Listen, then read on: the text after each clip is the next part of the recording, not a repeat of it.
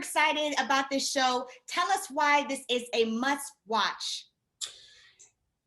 It's a must watch because I think it's going to make Marvel fans see the Marvel universe in a whole new light. And by the end of the 9 episodes, they will understand so much more about where the MCU is going.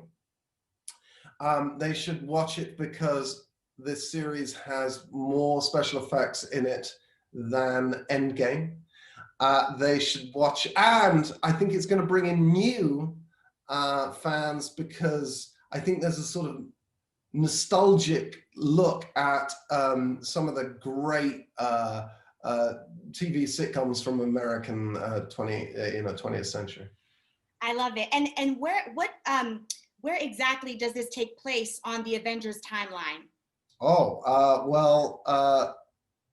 It's part of the MCU, so it's all will be revealed, but it will be hard to understand the movies going forward without seeing the show. Got it. And so, I know that people are blowing up. I know that people are blowing you up on social media about, the fact that you and Lizzie are back together. Why do you think people love their relationship so much? You know what? I think it's because in real life, we all see couples, right, that they complete each other. They just complete each other in really terrible ways. You know what I mean? It's like they meet at the worst bits of each other. You know what I mean? They still complete each other, but they're just shouting at each other. Whereas I think Wanda and Vision meet each other at the best bits of themselves, and it's what makes them such a tight unit and such a great fighting team. And I heard that you guys did a sitcom boot camp. Is that right? What did it all entail? Oh, it was it was so hard. We had to sit down and watch lots of sitcoms. It's the best. It was the best. I mean, I grew up in the 70s in London and in the UK, and we watched all of these shows. We watched them all on Saturday mornings and Sunday mornings after church, but before sports were I Love Lucy and Bewitched and the Dick Van Dyke Show and Little House on the Prairie and all of that stuff. So I kind of already was into it, and but it was really great revisiting it, and you suddenly realized how brilliant they were. It's so they're consummate performers. They can sing, they can dance, they can act, and you're like, oh my God, they can do physical comedy. And I mean, Lizzie and I kind of looked at each other and went, oh shit, there's so much work to do. So we got to it. What was your favorite sitcom growing up? Like, what was the show that changed or really made an impact in your life? You might not know it, but there are two. And the one is called Blackadder, and the other is called Only Fools and Horses, which were very British sitcoms. Absolutely brilliant. Actually, the interesting thing about Blackadder is every season moved through time. So that is similar in one way or another. But I think as far as American sitcoms go, I really loved I Love Lucy, and I really loved the Dick Van Dyke Show.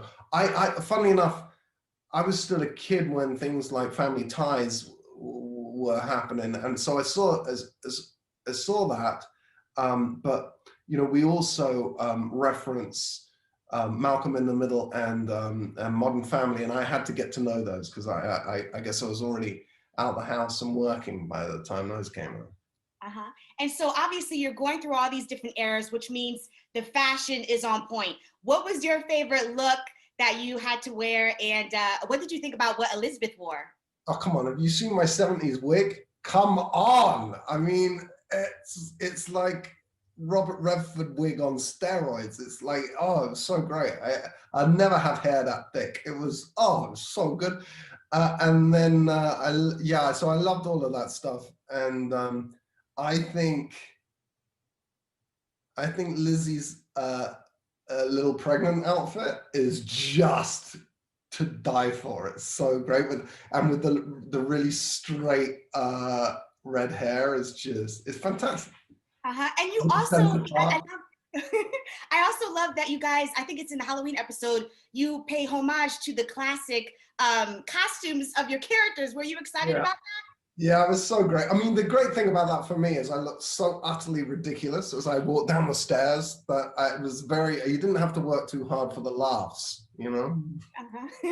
And then before we head out, on Monday, Chadwick is being honored at the Gotham Awards. What was your favorite memory working with him and being with him on set?